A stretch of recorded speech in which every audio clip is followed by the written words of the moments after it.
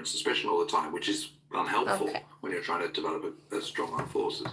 So they go into Finland in back end of 1939, and they get their, they get really badly hammered. They do take about, they get the Karelia Peninsula, and they do take some ground, but at a huge cost. I mean, the casualties are 5 times as bad as those of the Finns, and it's a humiliation. So Hitler sees that and thinks, okay, they're not up to much cop. Then Hitler loses the Battle of Britain, and he thinks, I can't afford to fight a war on 2 fronts. That's one of the reasons why Germany loses the war in 1914 to 18, is fighting on the Eastern Front, but also fighting on, the Western Front at the same time. We've got to avoid that. But I've got to get rid of Britain, and Britain hasn't come out of the fight. Britain is still fighting in the back end of 1940, having won the Battle of Britain. And so maybe I'll go into the Soviet Union now while the Red Army is still weak. We're not 100% ready ourselves, but let's hurry the whole thing forward. Because originally he'd been thinking of planning an operation in 1943 or 1944. So the idea is you take Poland out, you take out France and the Low Countries, you conquer most of Western Europe, you knock out Britain, so therefore you don't have to worry so much about the United States because they're over the other side of the Atlantic. That then buys him the time to kind of rebuild up his strength for the all-out thrust on the Soviet Union. The failure to subdue Britain in 1940 changes all those plans and makes him think, actually, I'm going to go in early. And he's also been kind of, he's hoisted by his own petard because he starts to believe his own genius. Everyone told him that he wouldn't be able to, he wouldn't be able to beat France and the Low Countries. Everyone told him that it wouldn't work out when he went into Poland. Everyone was really nervous about it. I've told you, I've shown you, I'm the genius. I could do it. He starts to believe his own hype, and of course, this is the problem. He's surrounded by sycophants of people who are constantly telling him that he's this incredible genius. So he starts to believe it, and he thinks everything is possible. And he's very much into this idea of the will of the German people. This is our destiny, and either will, as I say earlier on, it's the 1,000-year Reich or Armageddon, but momentum is with us, and we need to strike it, and only by gambling, only by being bold will the Germans prevail, and all this kind of nonsense. And so that's why he goes into Soviet Union in June 1941 rather than a couple of, or even 3 years later. Yeah, he really hated the Prussian generals, huh? Yeah, he hated them. Is there a case to be made that he was indeed, at times, a military genius? No. I don't think so. Because none of the plan, even the plan for the invasion of France and the Low Countries isn't his. The concept is von Manstein's, and the execution is Guderian's, Heinz Guderian. Mm-hmm. So Heinz Guderian is the kind of, he's the pioneer of the Panzer Force, the Panzer Thrust, this idea of the ultra-mechanized combined arms, Panzer Army spearhead doing this kind of lightning fast thrust. It's not Hitler's idea. He adopts it and takes it as his own because, he's a Fuhrer, he can do what he likes. But it isn't his. So it's... Okay, just the strategy explanation for the painting. I was focusing too much on the portrait and it doesn't seem to be going anywhere. So I kind of feel stuck over here. I think the torso is reasonably well up to this point, for now at least. And now I need to concentrate on the bottom half of the painting to be able to recognize better the areas that I need to concentrate on later on during the painting. So I have to put my focus in the bottom half of a painting to see where it goes now. Not, and up until that point, until that comes into being, till that plan is put forward to Franz Halder, who is the chief of staff of the German army at that time. Halder was just thinking, how do we get out of this mess? This is just a nightmare, because they know that France has got a larger army, they know that France has got more tanks, they know that France has got double the number of artillery pieces, it's got parity in terms of air forces. Then you add Holland, then you add Belgium, then you add Great Britain. And that looks like a very, very tough nut to crack. The reason why France is subdued in 1940 is 50% brilliance of the Germans and their operational art in that particular instance, and 50% French failure, really, and incompetence. There is a kind of genius to be able to see and take advantage and set up the world stage in such a way that you have the appeasement from France and Britain, keep the United States out of it, just set up the world stage where you could just plow through everybody with very little resistance. Mm-hmm. I mean, there is a kind of Well, yes, if it works. geopolitical genius. If Right. it works, but it doesn't. That's a problem. I mean, he goes into Poland on the assumption that Britain and France will not declare war. He is not prepared for Britain and France declaring war on Germany. Right. He thinks they won't. That's right. So miscalculation, blunder. But then France does, right? And then that doesn't, France does not successfully do anything with this incredible army that it has. It has a size, but one of the problems that France has is that it's very, very top heavy. It's very cumbersome in the way it operates. There's no question that it's got some brilliant young commanders, but at the top, the commanders are very old. Most of them are First World War veterans. Weygand, Gamelin, General Georges. These people, they're all well into their 60s. General George is the youngest army commander, and he's 60. It's too old to be an army commander. You need to be in your kind of late 40s, early 50s. And they're too just consumed by conservatism and the old ways. And what they assume is that any future war will be much like the First World War. It'll be attritional, long and drawn out, but static. But actually, they're right on two parts of it. It is, as it turns out, it is going to be long and drawn out and attritional, but it's going to be mobile rather than static, and that's a big miscalculation. So here's my question. I think you're being too nice on France here. So when Germany invaded Poland, correct me if I'm wrong, but it feels like France could have just went straight to Poland. Yeah, they absolutely could have. And I know you said it's very top heavy, and you're saying all of these things, but they literally did basically nothing. Yeah, they were appalling.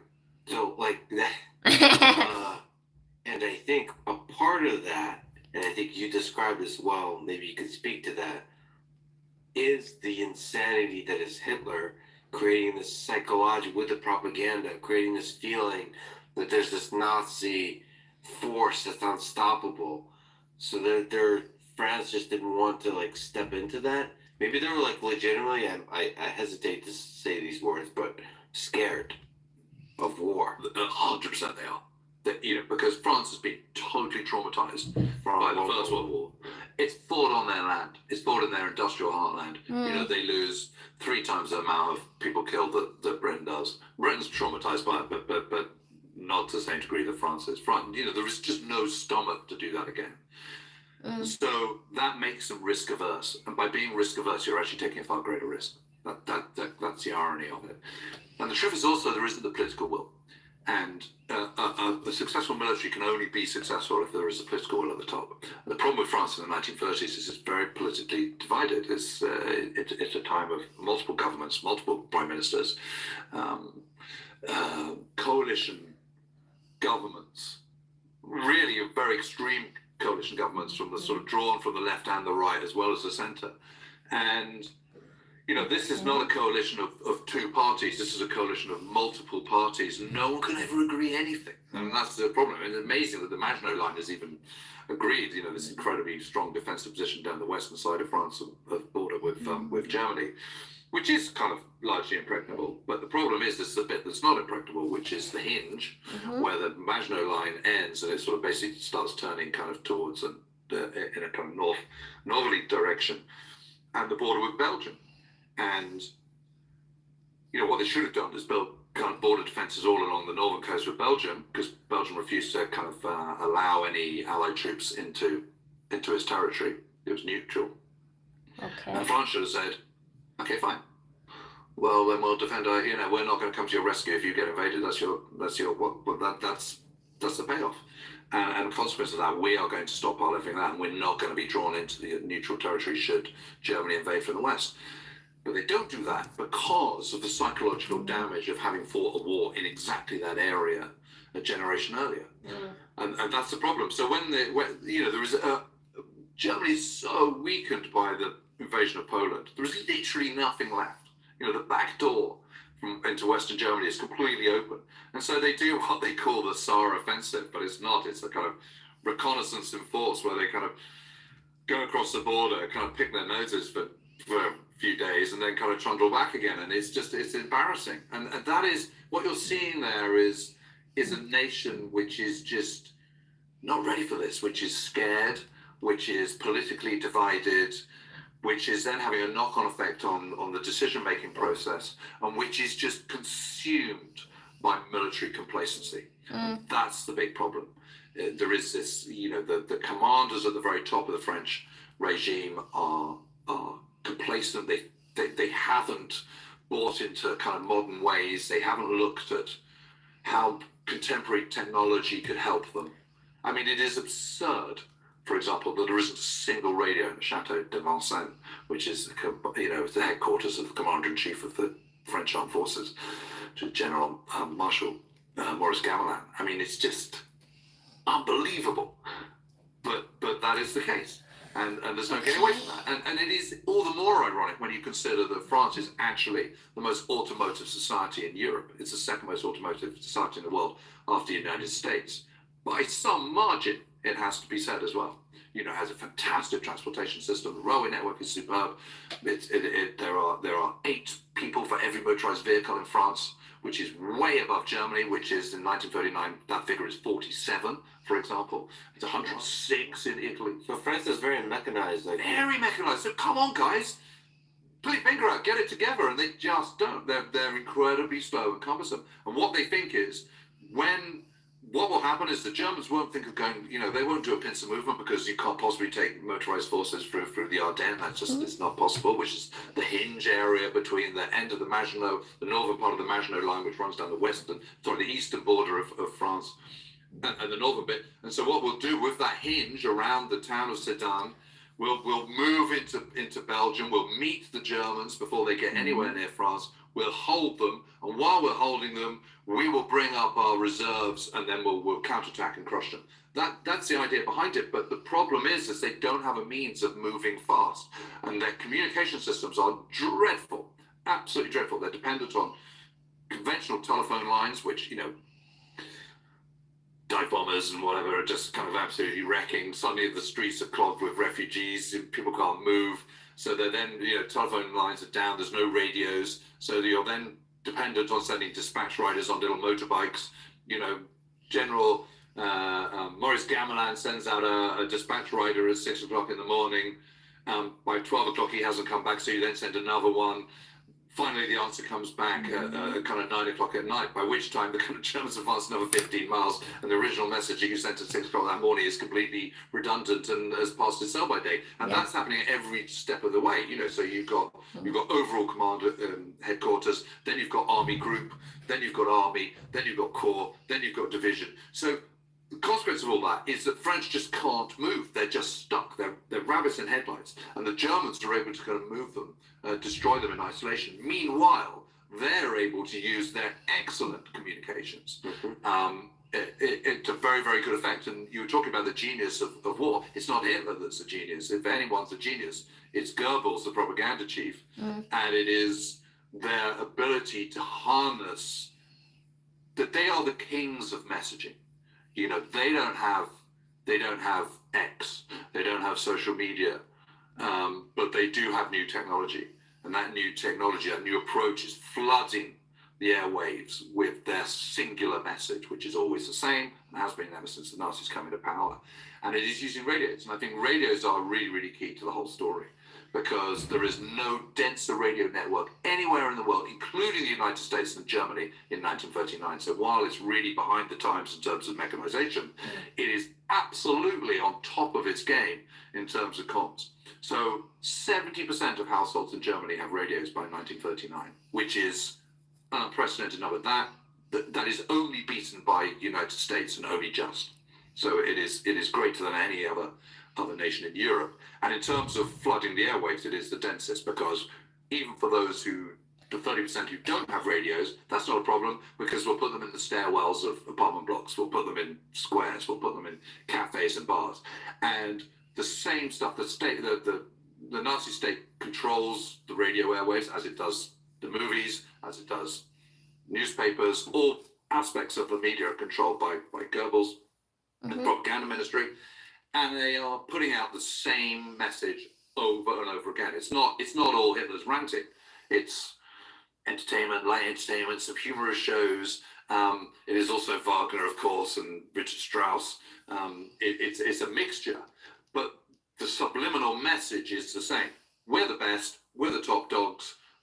Jewish Bolshevik plot is awful. That needs to be, that's the existential threat to us. We have to overcome that. We're the top dogs militarily. We're the best. We should feel really good about ourselves. We're going to absolutely win and be the greatest nation in the world ever. And Hitler's a genius. And that is just repeated over and over and over and over again. And for all the modernity of the world in which we live in today, most people believe what they're told repeatedly. Yeah, they still do. And so if you just repeat over and over again, people will believe it. If you're a die-hard Trump supporter, you want to believe that. You'll believe everything he says.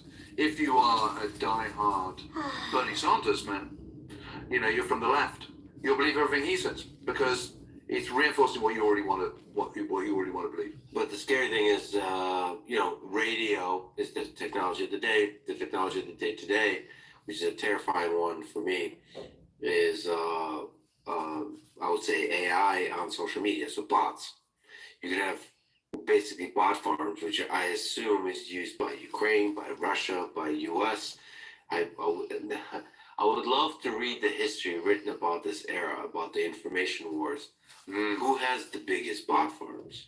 Who has the biggest propaganda machines? And when I say bot, I mean both automated AI bots and humans operating large number of smartphones with SIM cards that are just able to boost messages enough to where they become viral, and then real humans with real opinions get excited also.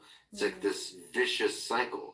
So if you support your nation, all you need is a little boost, and then everybody gets real excited, and then now you're chanting, and now you're in this mass hysteria, and now it's the 1984 2 minutes of hate, and the message is clear.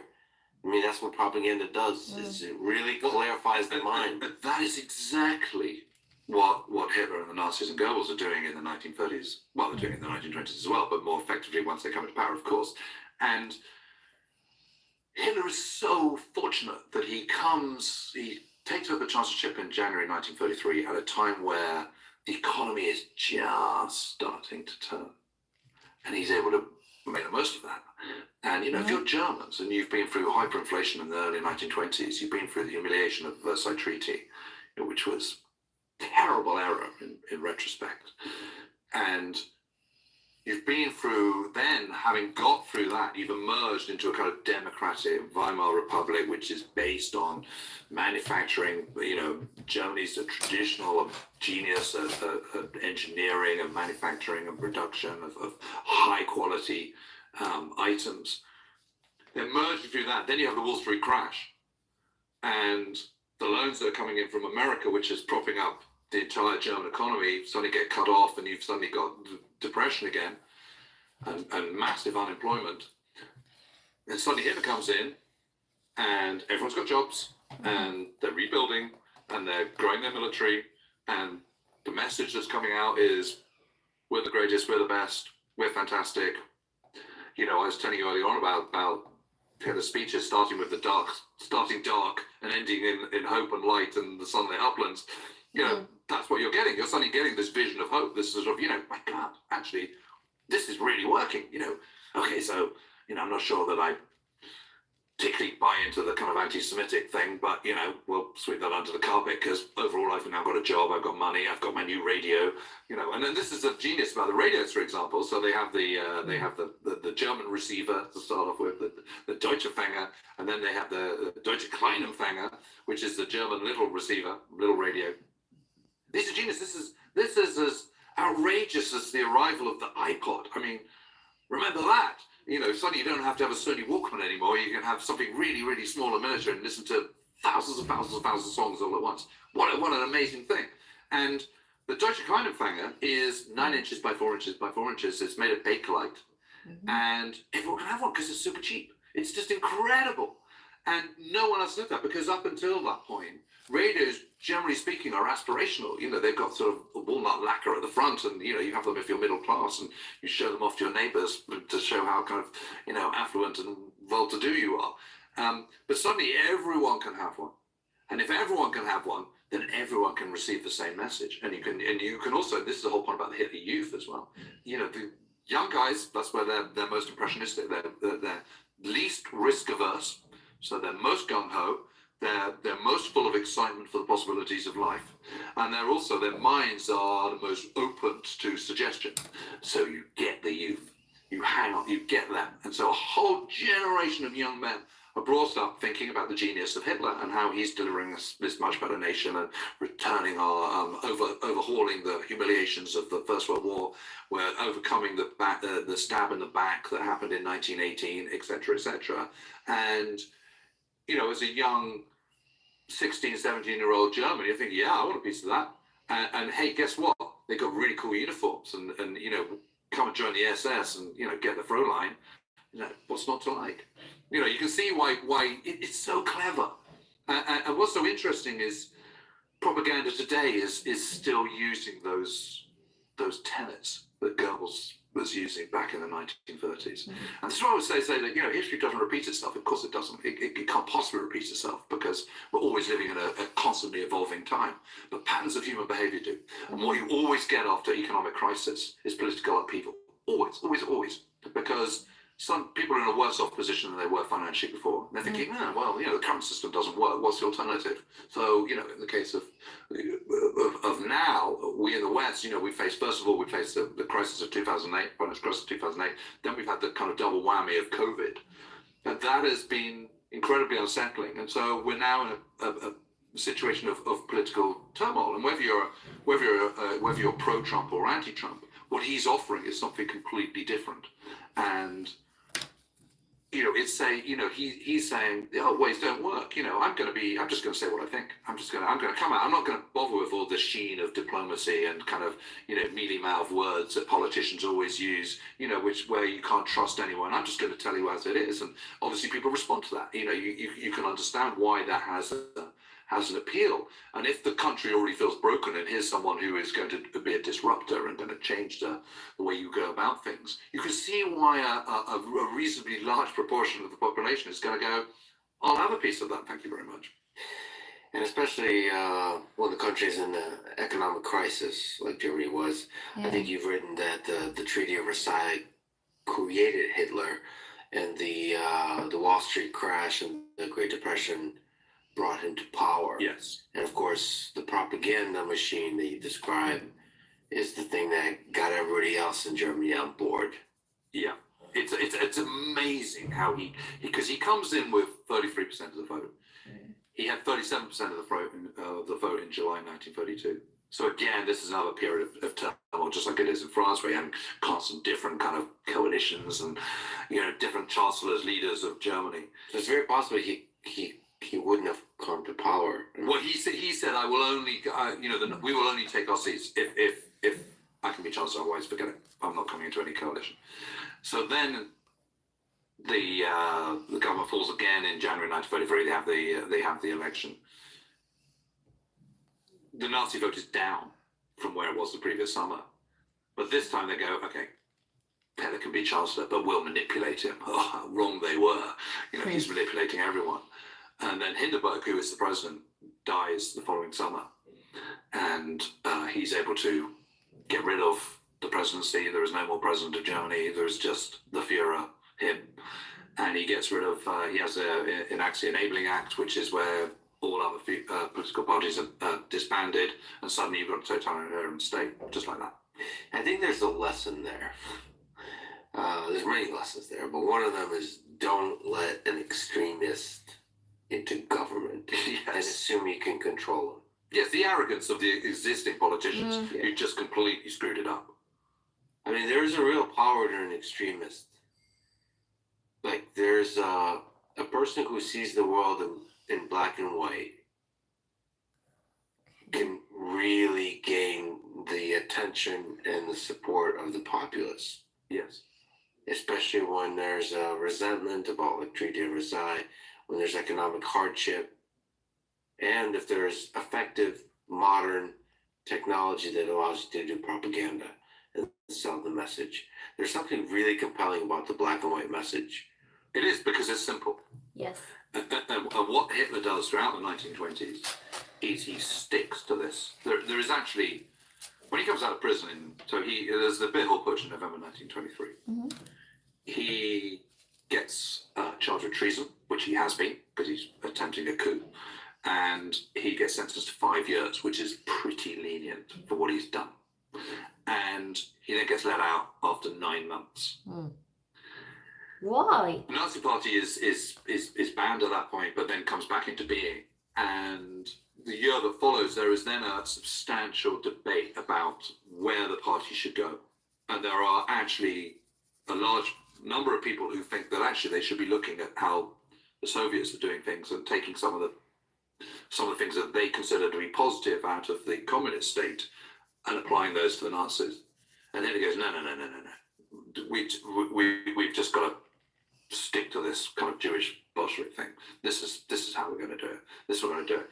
Goebbels, for example, who is very open. He's very, very. Joseph Goebbels is he's a not very successful journalist. He is, but he does have a PhD in German literature. He's very disaffected because he was born with talipes, which is more commonly known as a clubfoot. He's disabled. He can't fight in the First World War. He's very frustrated by that. He's in a deep despair about the state of Germany in the first part of the early 1920s. He's looking for a political messiah, a sort of quasi-religious messiah. Thinks it's Hitler, then discovers that Hitler's not open to any ideas at all about any deviation. Yes, But then surprise. sees the light. Hitler recognizes that this guy is someone that he wants on his side. And so then goes to him, makes a real special effort. Come to dinner. I think you're great. All this kind of stuff. Wins it back over. And Goebbels has this complete volte-face. Discards his earlier kind of, Hitler's right, I was wrong. Hitler is the kind of messiah figure that I want to follow. I want to follow the hero leader.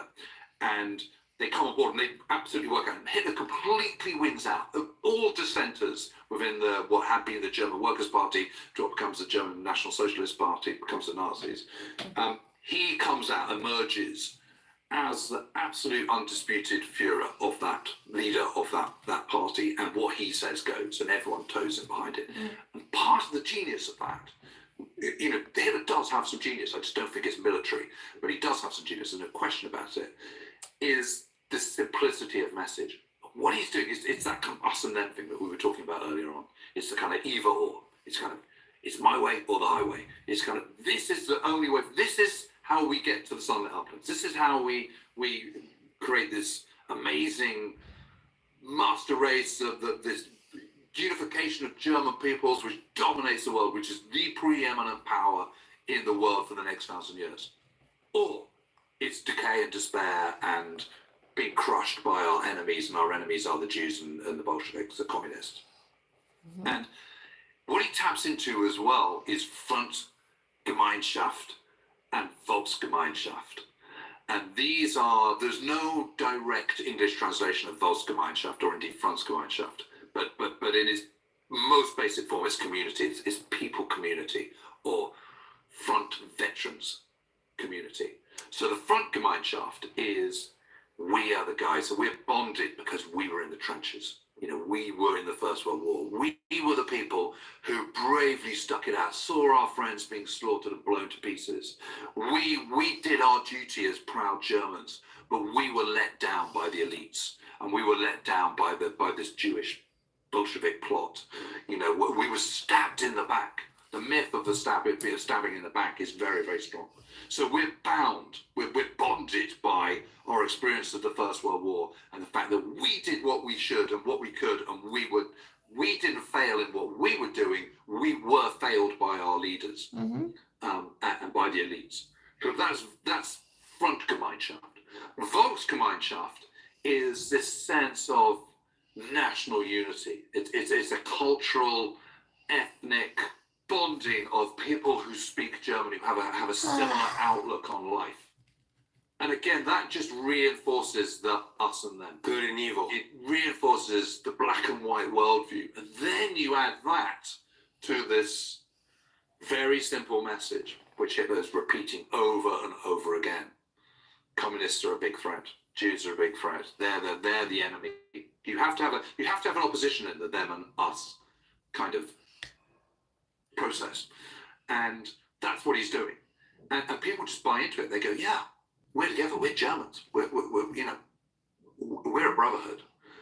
We've got our Volksgemeinschaft, and so he cleverly ties into that and taps into that. But they're an irrelevance by the late 1920s. By 1928, he's not going to get a deal for Mein Kampf Part 2.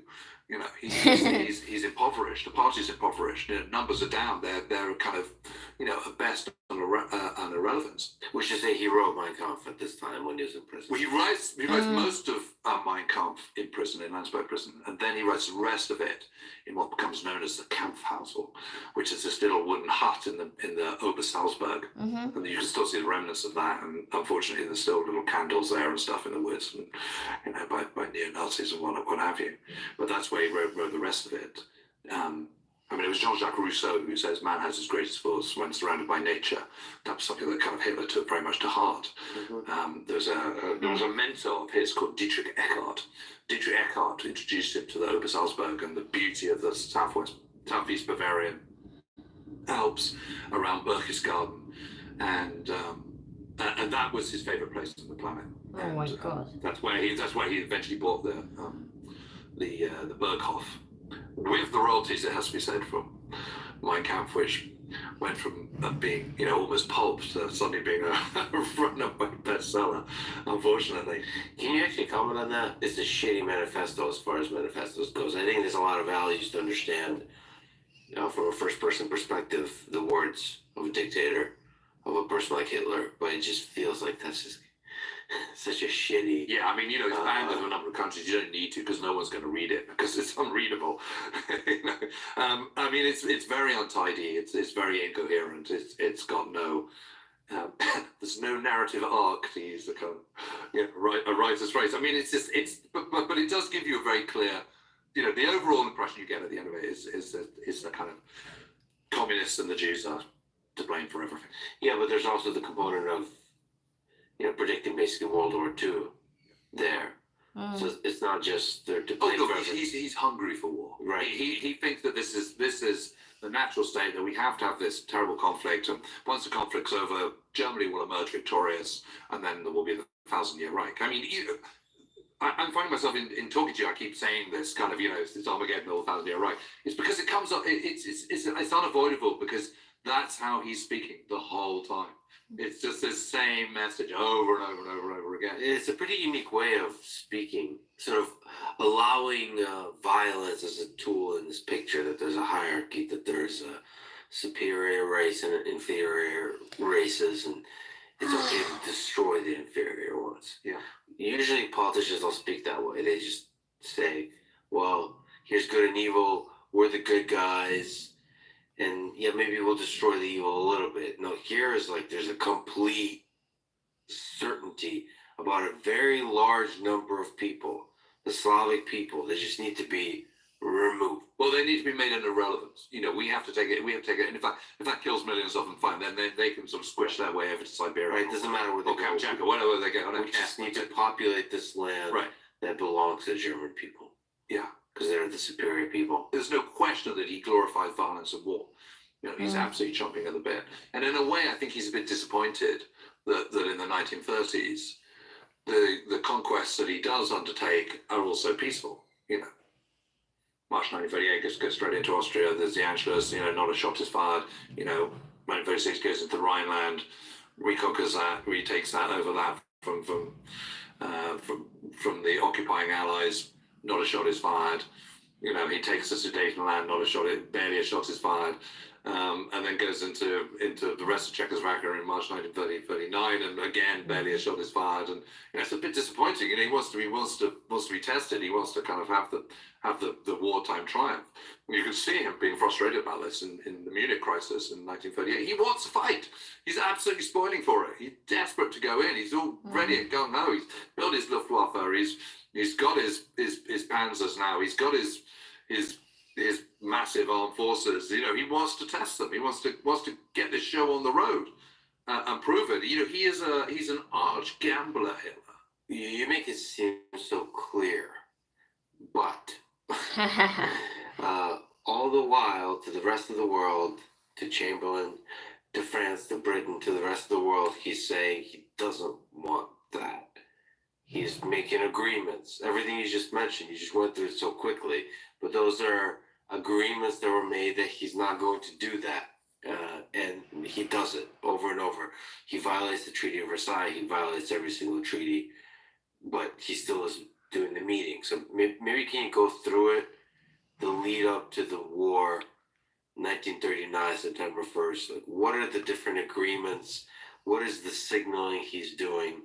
And what is he doing secretly in terms of building up the military force? Yes. So he, part of the Treaty of Versailles, you're allowed a very, very limited armed forces.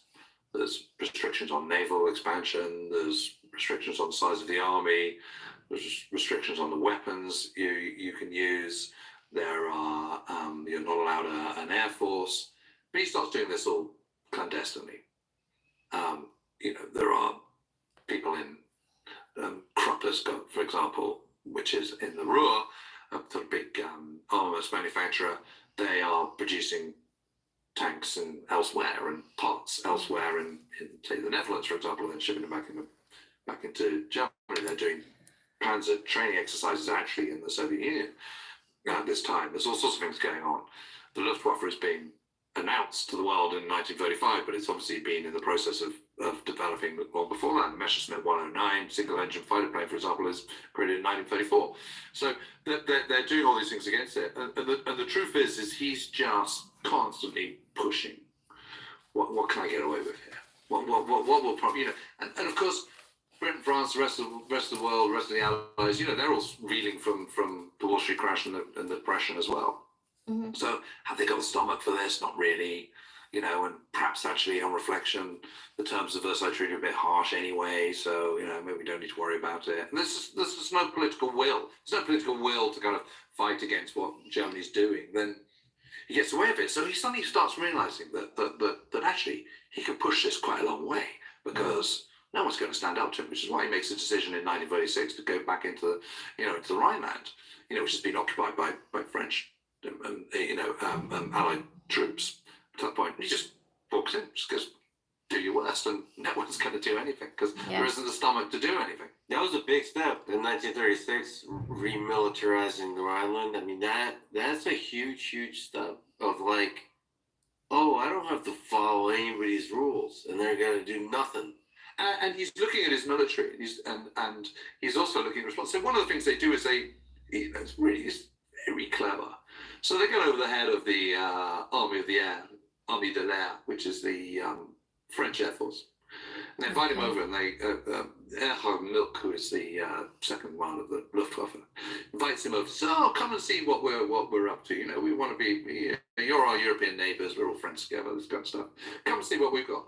And he takes him to this airfield. There's a row of Messerschmitt 109s all lined up, like sort of 50 of them. And the head of the Army of the Air sort of looks at it and goes, that's impressive. And Milch goes, well, let me go and take you to another airfield. And they go off the sort of the back route out of the airfield, and there's a long circuitous route in the Mercedes. Meanwhile, all the Messerschmitts take off from that airfield. They all land at the next airfield. Here's another one, and they're all the same aircraft. And the commander-in-chief of the Army of the Air goes back to France and goes, we're never going to be able to beat Germany. So you were alluding to this earlier on. How much is this sort of this chutzpah of this ability to kind of portray the mechanized Moloch? Yeah, it absolutely cows the enemy. So then they're increasing the effectiveness of their armed forces purely by propaganda and by and by talking the talk.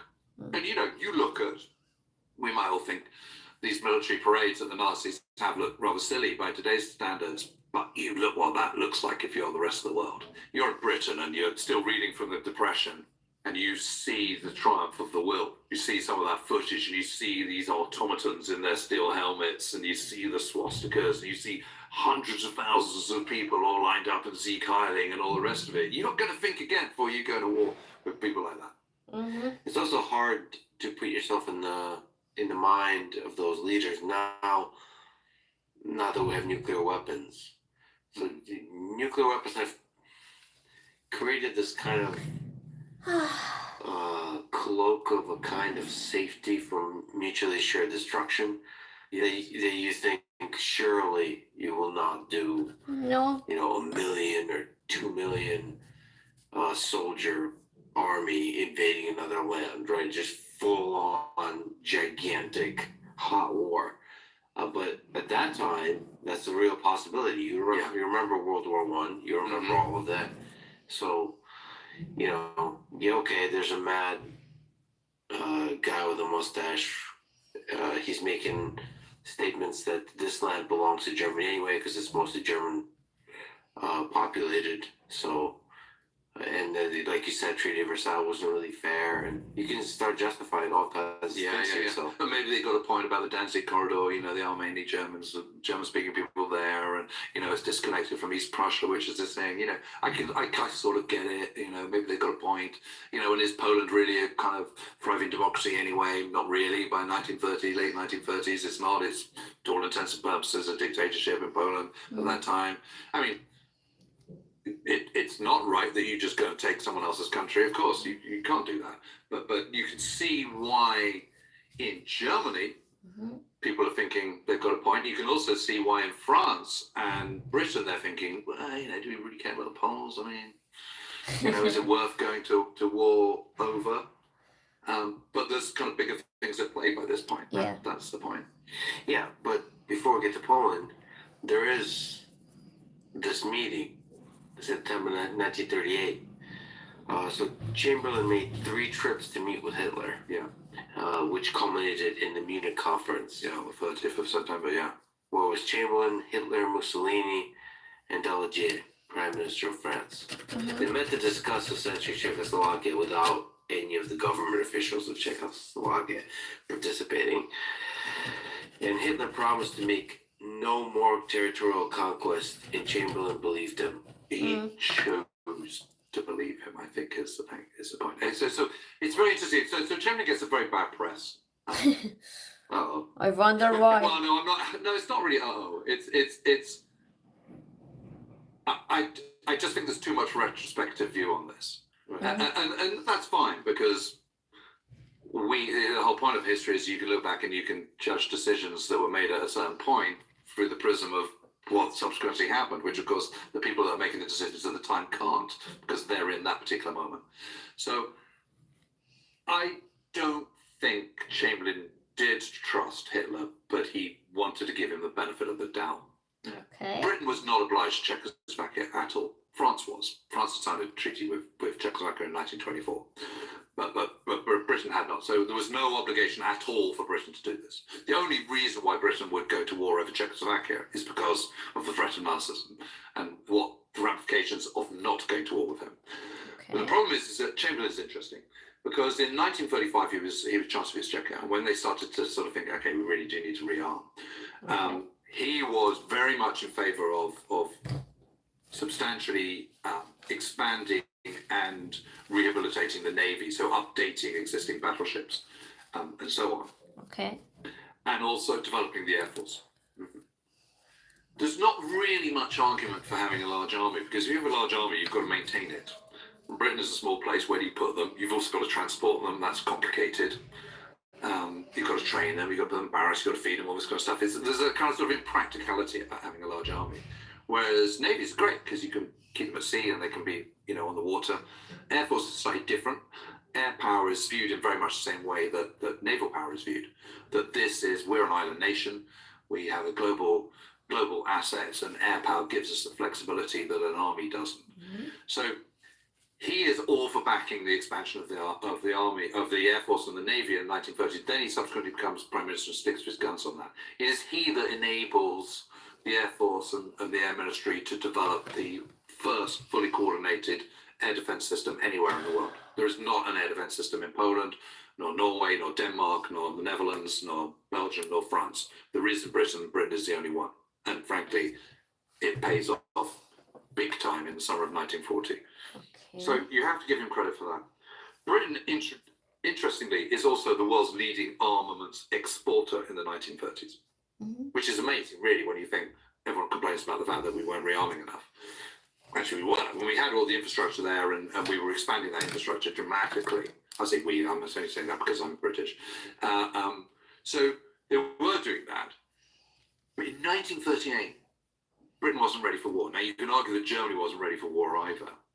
But Chamberlain was Prime Minister in a democracy, a parliamentary democracy, when 92% of the population were against going to war in 1938.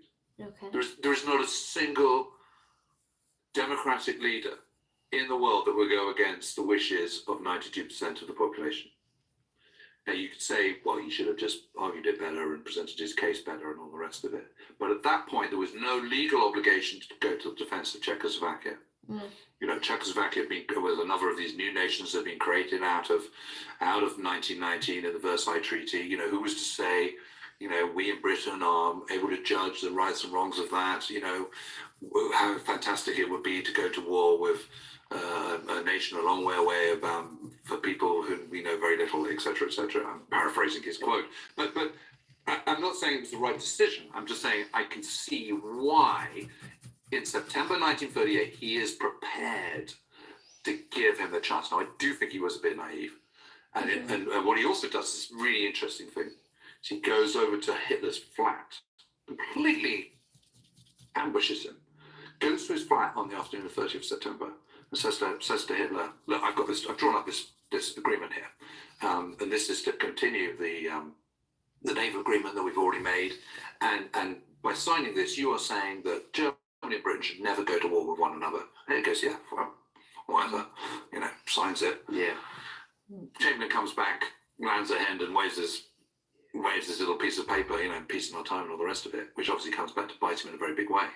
But it's interesting that when Hitler then subsequently goes and moves in, you know, that France and Britain decide in rather the same way that there's been discussion about deciding that large portions of Ukraine should just be handed over to Russia without consulting Ukraine a few weeks ago.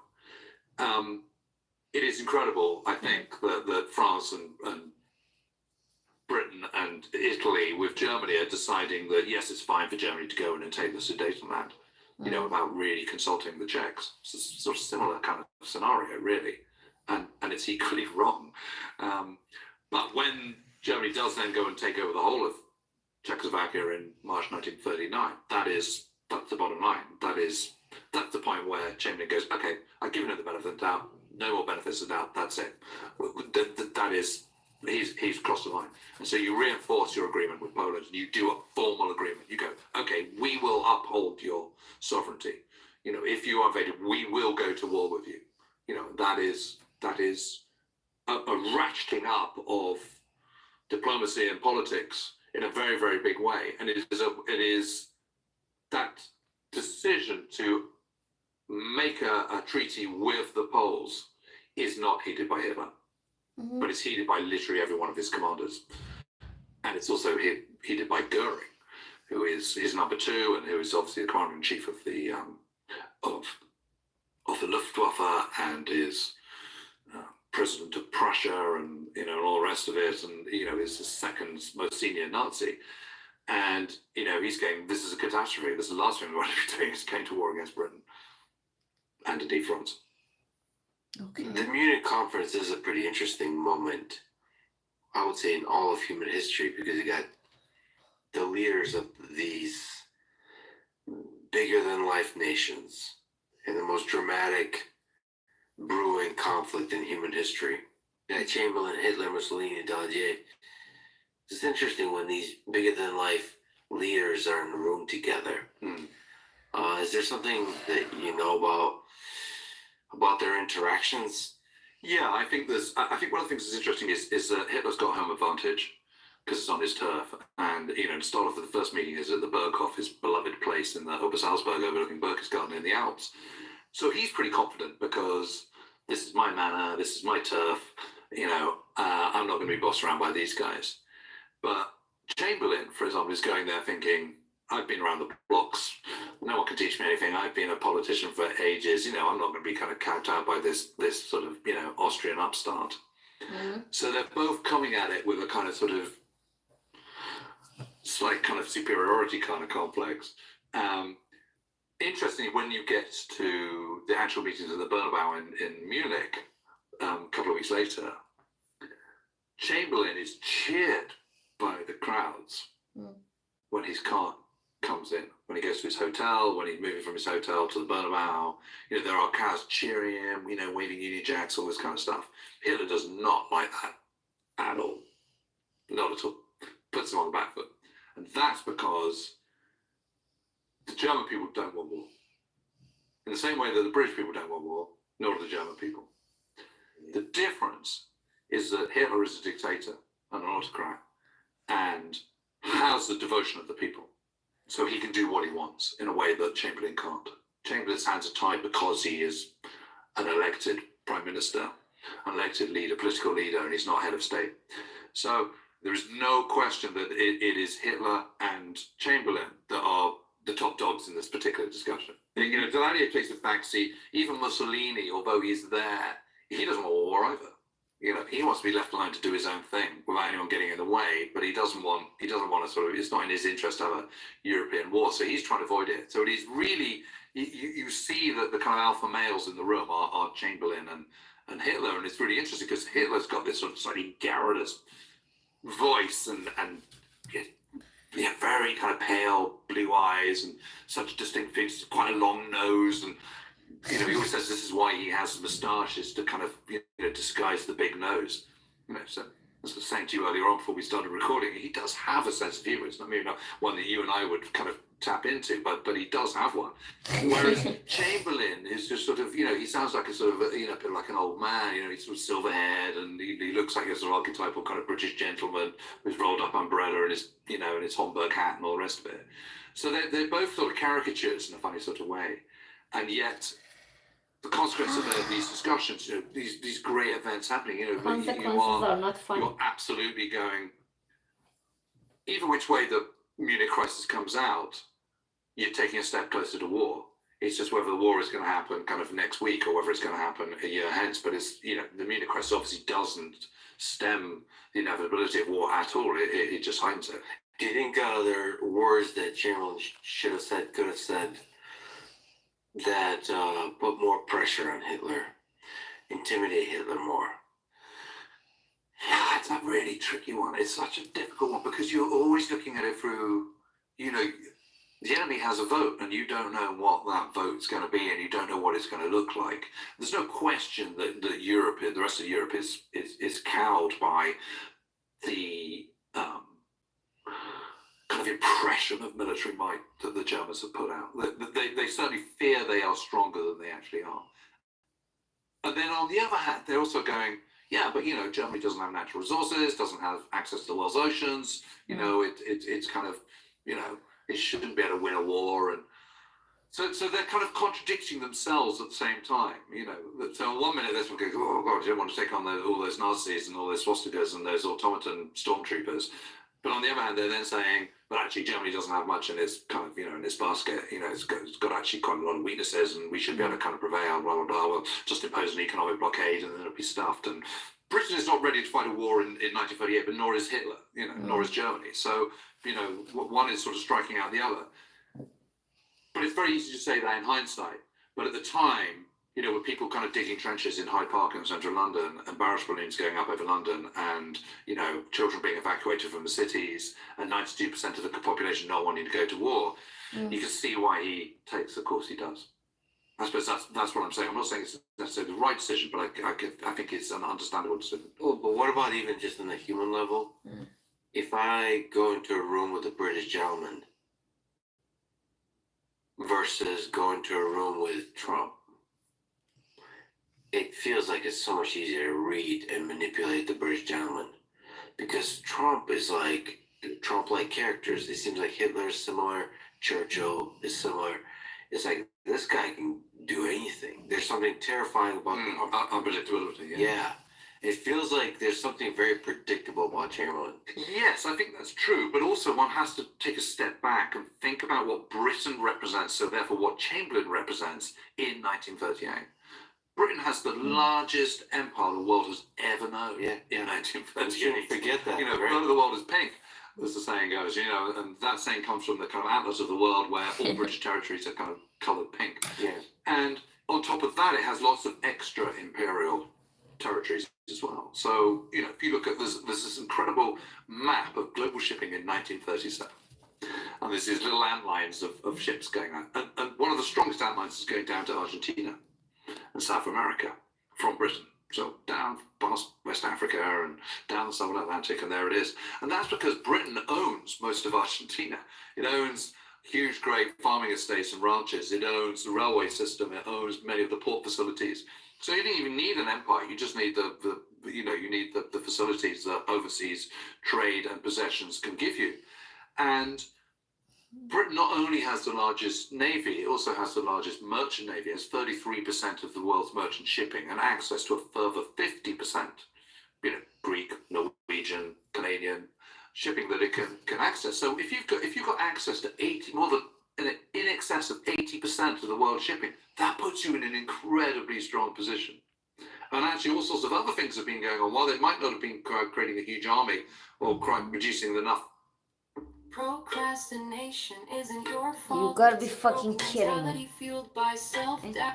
Spitfires that they might want to up until this point. What they have also been doing is stockpiling bauxite and copper and tungsten and huge reserves. And because Britain has this huge global reach and because it has this empire and its extra imperial assets, it can strike bargains that no one else can strike. So it can go into various countries around the world and can go, okay, I want you to guarantee me for the next 5 years every bit of your rubber supply. I will pay over the asking price to secure that. And it's doing that in the 1930s. So when war comes, it's got everything it possibly needs. Now, you always need more because it's turning into a kind of, you know, proper global, long, drawn-out war. But that is a huge advantage. So it is with that mindset that Chamberlain is going into those talks and thinking, okay, well, I'm not going to go to war over the Czechoslovakia. Who cares about that? But I am going to show Hitler that I mean business. And Hitler's going, who's this stuffy guy with his white hair? I don't give a toss about him. You know, and he's coming at it from a completely different perspective. And I think one of the things that's so interesting from a dramatic point of view and from a historian's point of view, or even a novelist's point of view, in the case of Robert Harris writing his book about these negotiations, which I don't know if you've read it, but it's terrifically good. It's the fact you've got two alpha males, who are going to those negotiations from totally different perspectives and vantage points. And I think it's very easy for people today to forget how elevated Britain was in the late 1930s. Mm-hmm. You know, the gold standard was tied to the pound, not the dollar. And so Britain was the #1 nation in the world at that time. And it just was. And it's so diminished by comparison today that it's hard to imagine it. And I think one of the interesting things about the historiography, about the narrative of how we tell World War II, is that so much of it has been dictated by the shift in power that took place subsequent to 1945. And when people were starting to write these sort of major narratives in the 1970s and 80s and into the 1990s, is through a prism of a very, very different world. And so one of the reasons why you have this narrative that you know, Britain was a bit rubbish and hanging on the shirt tails of the Americans, and, you know, all the blood was spilt in Eastern Front, and, you know, Germany had the best army in the world and was only defeated because Hitler was mad and blah, blah, blah. You know, that kind of, sort of traditional narrative, it's that narrative emerges through the prism of what was going on in the 1970s and what was going on in the 1980s and the changing world, rather than looking at it through the prism of the late 1930s or early 1940s. Still, there is this moment of decision. When do you think, what lesson do you take from that? When is the right time for appeasement, to negotiate, for diplomacy?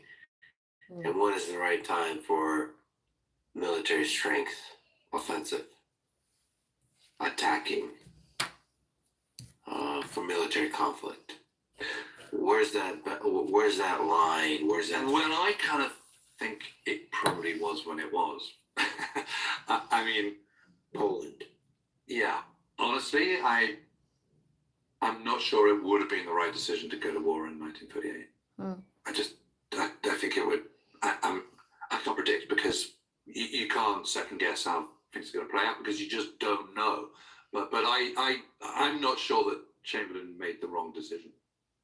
I'm not saying he made the right decision. I'm just saying I'm being a bit wishy-washy about this. You could have threatened it more. Imagine Churchill in those same meetings. Yeah, but Churchill also appeases. I mean, he appeases Stalin all the time. I mean, so the idea that Churchill's this big, strong man and never appeases and, he's gung-ho for war. Churchill's out of the government at that time. He recognizes you can't trust Hitler. He recognizes that Nazism is bad. But because he's out of the government, he doesn't have a window on exactly where Britain is at that particular time in a way that Chamberlain does. So I suppose what I'm saying is Chamberlain is better placed to make those decisions than Churchill is, which again doesn't mean that Chamberlain is right and Churchill is wrong.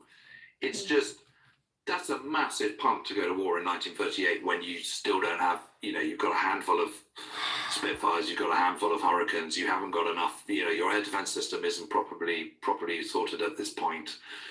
Your Navy is strong. But, what's that going to look like? I mean, if you do go to war. Because it's not going to be armies sweeping into Germany. It's going to be accelerated industrialization for a year. So, even if they go to war in 1938 over Czechoslovakia will not be saved. France and Britain will not be going and invading Germany.